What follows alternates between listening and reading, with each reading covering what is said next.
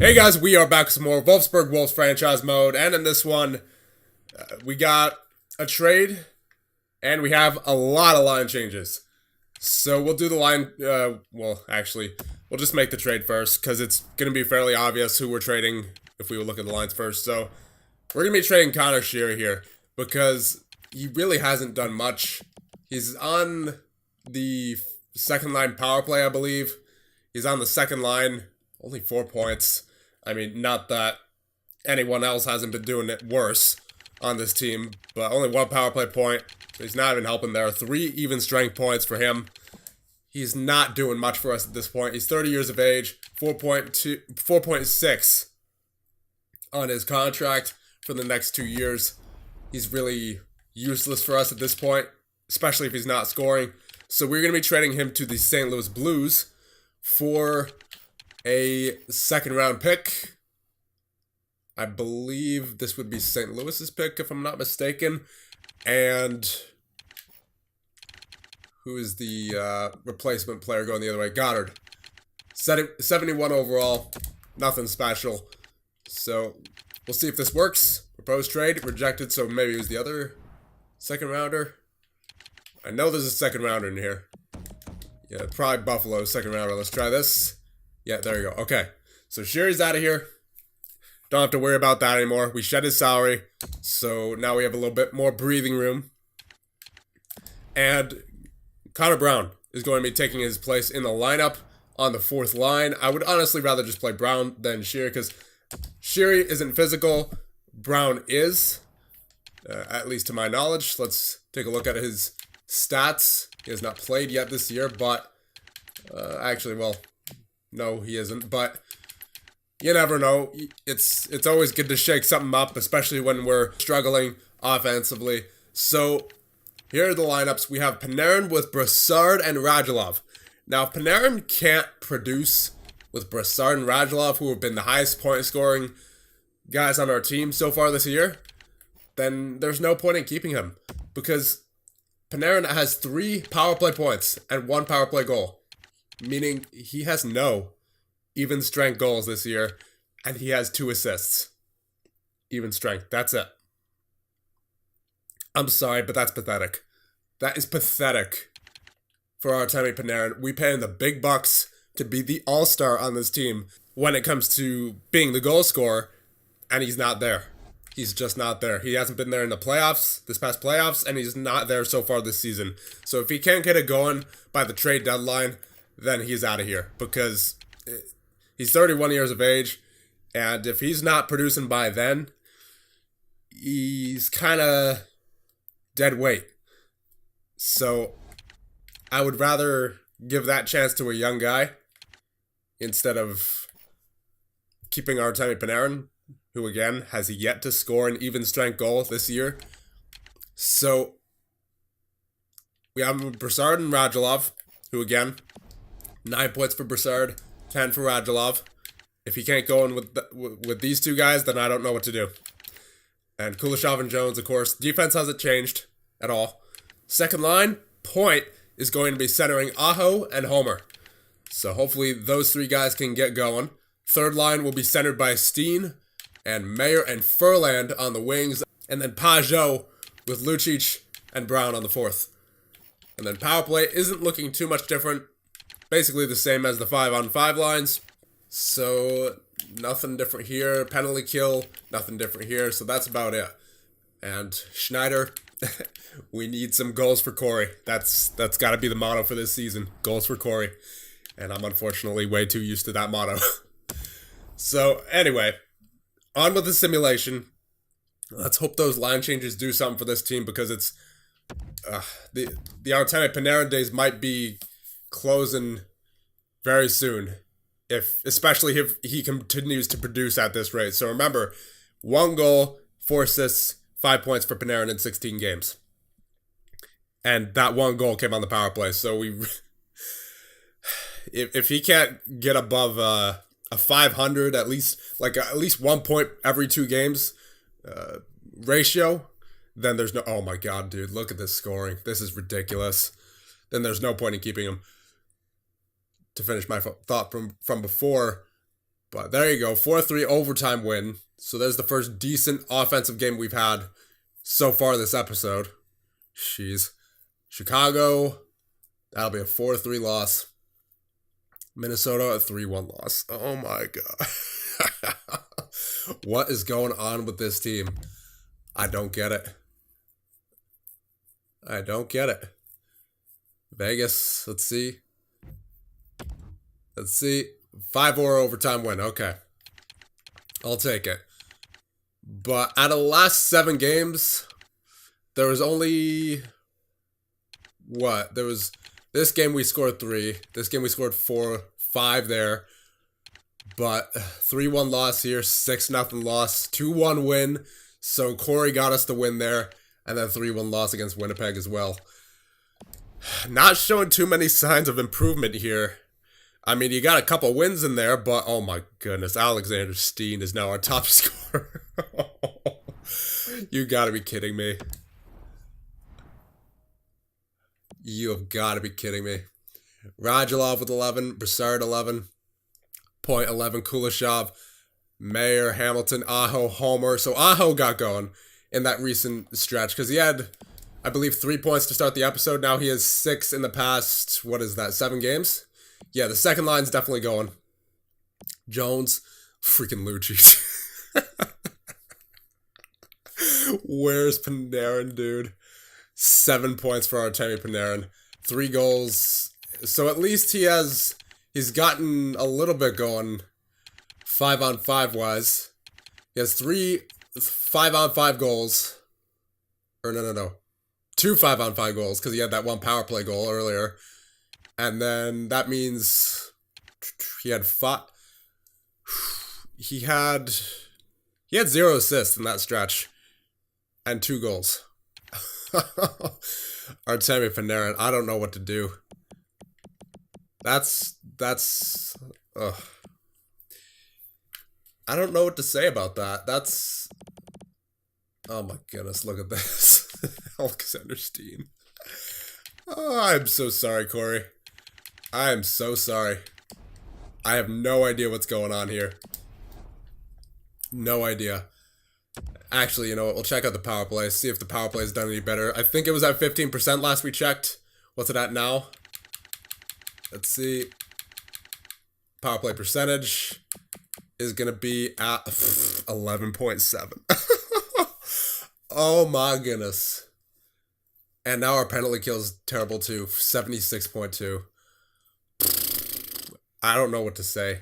I mean, we're only about a quarter of the way through the season, so there's still time to right the ship, but man, this is not a good team. I don't know why, because we improved the team in the offseason, but this is not a good team. For whatever reason, this is not a good team. Only 7 power play goals so far. That is atrocious. We've had more power play opportunities than Colorado, than Nashville, than Winnipeg, than Chicago as well. And we're all the way down there at the bottom, 11.7. So that means we're probably in the single digits as of recently. Because we were at a 15.7 before. Think about how low we've had to have been recently in order to go from 15% to 11. Holy moly. That's terrible. I don't know what's going on with this team. I really don't.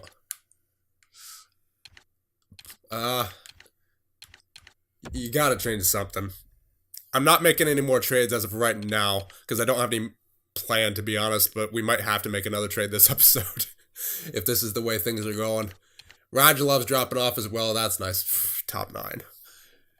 Well, I mean, we're getting the best out of him as much as we can get out of him at this point. Brassard, he's done well. Panarin, 2 goals in the last 7 games, and then 7 points total. That's just not good enough. Second line's been decent. Furland, he's been terrible point-wise as well. Mayer, he's slowed down a little bit as well. Ever since taking Brassard off his line. You know what? I'd rather develop Mayer than help Panarin get points. We'll try, you know what? Sure. We'll try Steen on the first line, because why not? It's not like anything else is working right now. I mean, Point wasn't working with Panarin. Brassard wasn't working with Panarin, so you may as well try Alexander Steen, the 38-year-old veteran, 79 overall. Oh my goodness. I don't think it's a defensive problem. I really don't. I like our defensive core. Hamilton has 10 points. Jones has 9. Kuleshov has 11.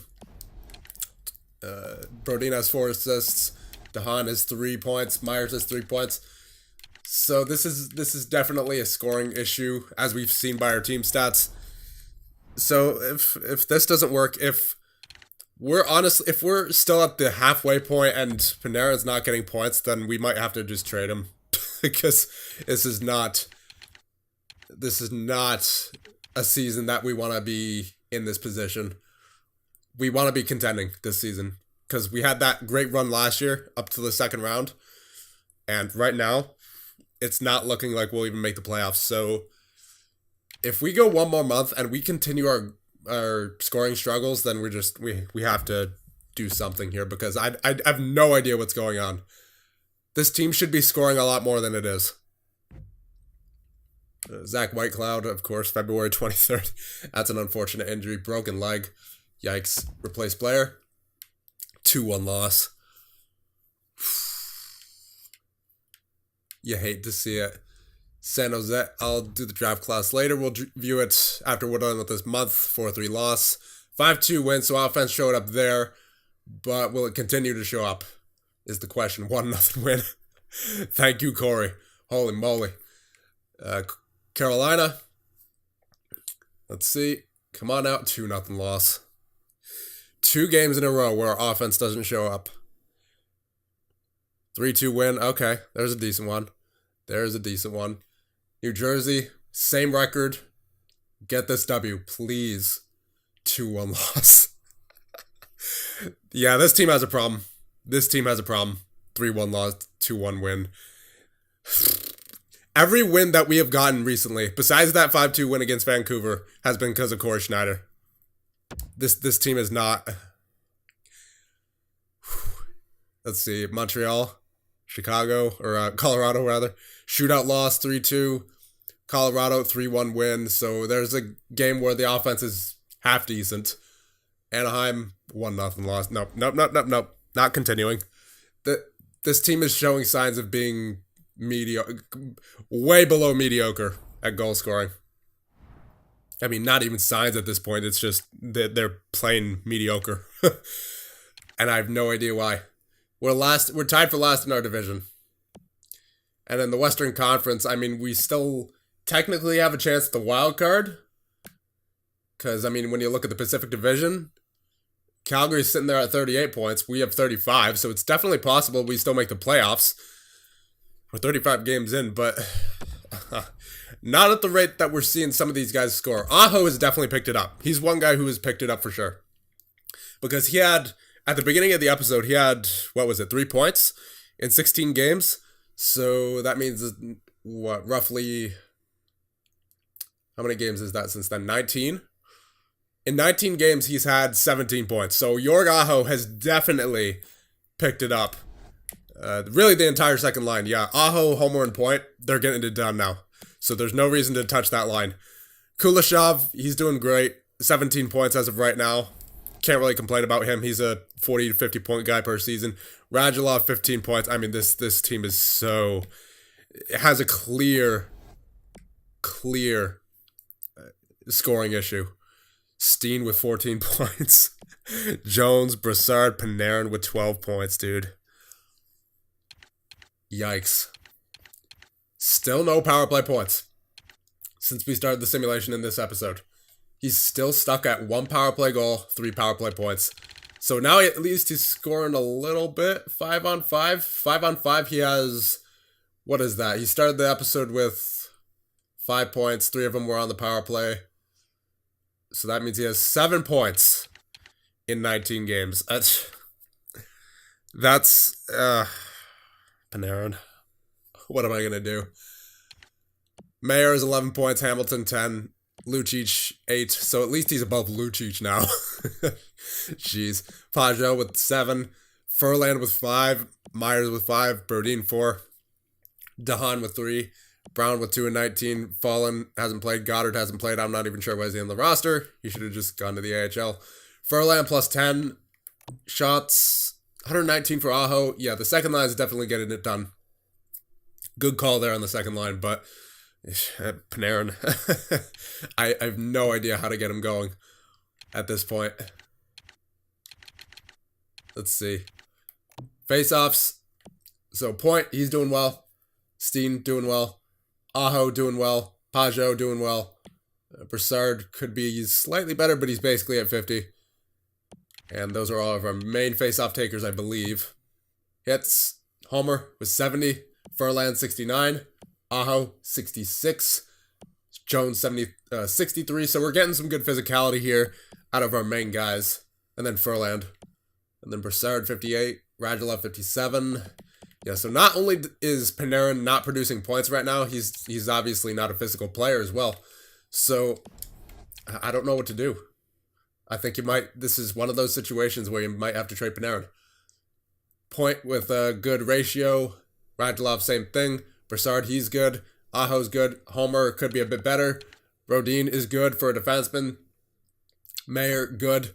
Panarin, I mean, he's good, at least with the ratio. But we don't pay him $9.5 million to have a good ratio. I mean, basically, if you're a good defensive player, then you should have a good ratio. Doesn't matter how much money you're getting paid. Furland, good. Steen could be better. Kuleshov, very good for a defenseman, 19 to 23. Jones, 15 to 31. It's about on pace with what I expect. Hamilton, 13-23, that's good. Lucic could be better. Myers, on pace for what I expect for him. DeHaan, that's good. Pajot, could be better. Brown, meh. Fights, Aho has 1 still. And then goaltenders, yeah, Schneider, plain and simple, is keeping us into this season. If we don't have the stellar play of Cory Schneider, then this is not a playoff team. It really isn't. Oh, man. Okay, so now what to do? What to do? We'll check the team stats. Let's see what's going on here. Goals for per game. I mean, I'm not expecting to... Yeah. It's gone down since we last checked. 2.6. 2.06. I should say. Goals against per game. We've been fine goals against per game all year. It's just our issue is just goal scoring. Nowhere to be found. Power play 9.1, dude. That's insane. We were at 11.7 last we checked. 9.1 now. I think we've had 1 power play goal since we last checked. Oh no. That's terrible. I mean, at least our penalty kills kind of recovered. 82% now. But geez. The power play and the goal scoring in general is just terrible. I have no idea why. Actually, you know what? I do have an idea why. It's Panarin. It's straight up Panarin is not producing. But I don't have any idea why he's not producing, is what I was getting at. So lines, I mean, I feel like he had tried everything at this point, right? I don't want to break up that second line now that, you know, Jorg Aho and Maddox Homer are going, because clearly Point's helping out. So I don't want to break that line up. And Broussard, I mean, he hasn't really done much since the start of the season, but he's good in a third line role, I feel, with Mayer. And Mayer's up to 184 now. So he should be ready for the second line by next year. Offensive awareness, 95, wow. Defensive awareness, 96 as well. So he's a solid two-way forward. Doesn't have that shot blocking or stick checking or body checking up there quite yet, but, you know, maybe with some penalty kill time, he might get there. You never know with Top Mayer. He looks like he could be a pretty solid top 6 forward of the future. Lucic, Pajot, Brown, yeah, not too worried about the fourth line. I mean, you know, they're not going to get you offensive. If the top 9 isn't getting you offense, then the fourth line definitely isn't. I mean, unless you're in Vegas Golden Knights EHM and you have Teemu Pukkanen. But we unfortunately don't here. Kuleshov, Hamilton, Jones. I mean, they're doing their jobs. Kuleshov has 17 points. He's on pace where I expect him to be, but Panarin just isn't. 12 points, and only 7 of those points are from this episode. So over the course of, again, 19 games, 7 points. Really not good. Radulov slowed down a lot too. He was at, what, 10 points to start the episode? Now he only has 5 points in the past 12 games, once again. Or 19 games, I should say. Oof.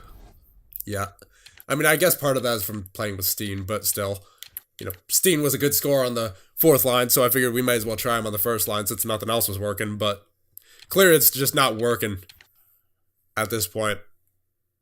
And again, I'm not moving Point back up to the first line because he's proven to work so far with Homer and Aho, so I'm not going to break up that second line just to satisfy Panarin. Ugh. Yeah, we may be looking at a Panarin trade here, boys. I don't know how else to get Panarin going. I mean, you might be able to switch him with Radulov just so that he's on his passing wing, but I doubt that makes much of a difference, right? And, wow, the struggling Edmonton Oilers. I mean, not that I'm surprised. 12, 20, and 3. Jeez, save McDavid. That's who we need, Connor McDavid. You know what? Let me just see. I know we're probably not going to be making this trade, but I just want to see if they would be willing to give him up at this point. I mean, why not? Why would you? But still. It's the Edmonton Oilers. They're still struggling. Free McDavid. Just free McDavid. At this point. They're missing a goaltender still. I mean, I feel like that's mainly what they need, but they're still missing that top defenseman as well. Klefbom's at 85. Holy moly. I mean, we technically could give them someone like Hamilton, but that doesn't solve our offensive problems. If anything, that just sets them back, given that Hamilton's actually been somewhat productive. I mean, maybe not recently. He only has 10 points at the moment, and Kuleshov has 17. So maybe they're distributing the points. I don't know. But the point is, Panarin might be on his way out here. Even if it's not for Connor McDavid, which I wouldn't expect. They don't even want Panarin. He's aging. They're still, for some reason, rebuilding. So I'm not going to trade. I don't think I'll trade Panarin to the Oilers, but we should at least consider shopping Panarin around. Because he's not, for whatever reason, he's not getting it done. I have no idea why. So, Tampa, no, they wouldn't be able to afford him. No way. Vancouver, nope. Winnipeg could afford him. I mean, I don't know. Yeah, they have Scheifele coming up this year.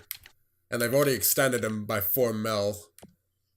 So, actually, maybe not. They might not have the room then. Unless we get Scheifele.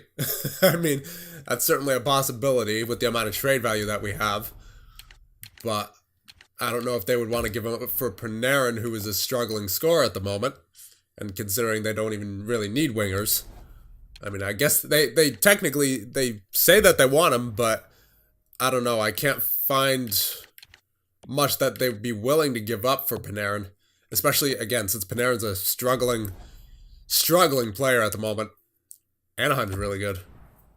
Let's see what they got. Raquel, Henrique. No, they wouldn't want to give up Raquel for Panarin. There's no way. Arizona. Galchenyuk, Strome. Keller. Maybe Galchenyuk?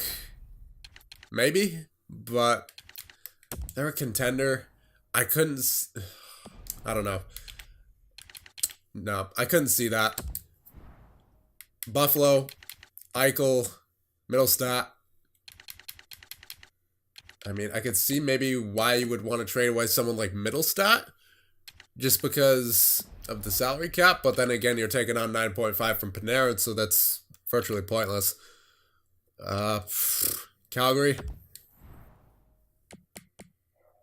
Nope. They're not trading Monahan. Nope. I mean, send him back to Columbus, maybe? They want him. They have Dubois and Wenberg. Wenberg might not be a bad idea.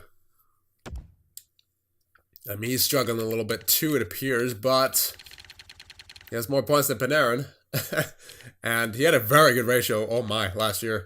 130 to 41. He was a good face-off taker last year as well. So, maybe Wenberg? Maybe? And there's Sagan, Ben, Duchesne. Nah. You know what? Honestly. What about Draisaitl? Bring the German home. He would at least have some pride playing for his hometown team in the Wolfsburg Wolves. And he gets to move out of Edmonton. Free Draisaitl instead of free McDavid. I mean, again, the Oilers don't want Panarin, but maybe you could work something out. I mean, what are their wingers looking like? Puljujarvi, Yamamoto, Ratty, Karpinen, Stahlberg.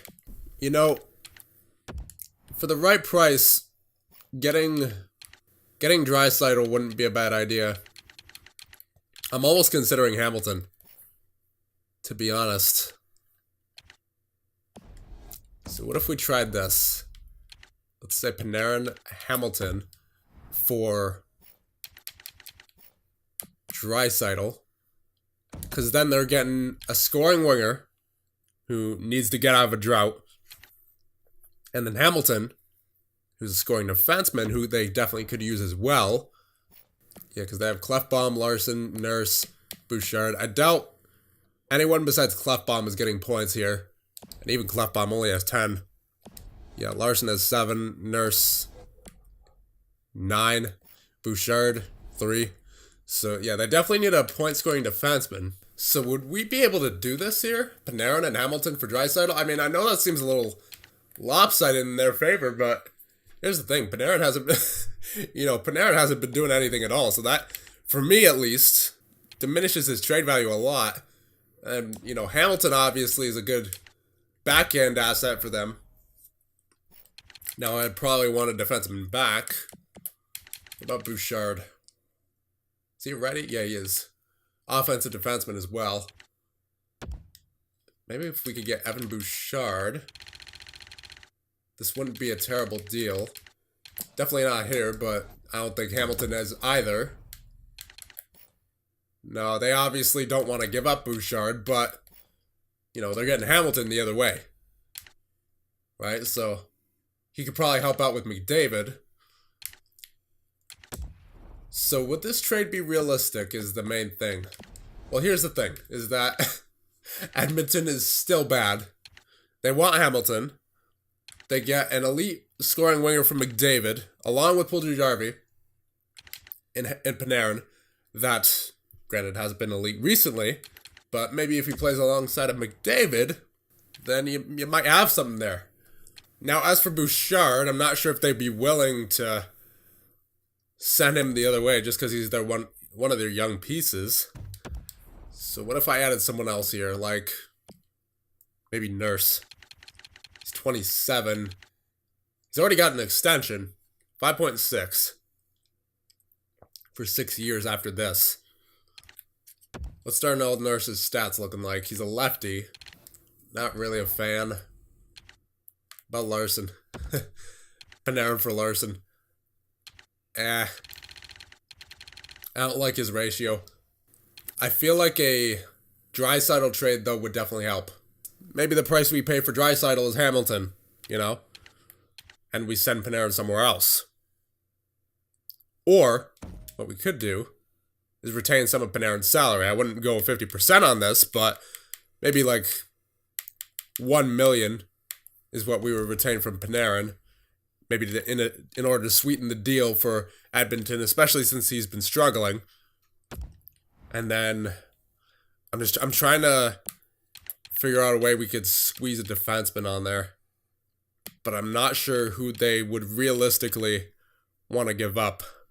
Especially since they're giving up Draisaitl. So I'm not going to pull a trigger on this trade right now. I want to hear what you guys have to say in the comments, because this is just absolutely ridiculous with Artemi Panarin. I mean, if he's not going now, which he barely is, then he's not going to be going for the playoffs, because he has shown that he is not a playoff performer.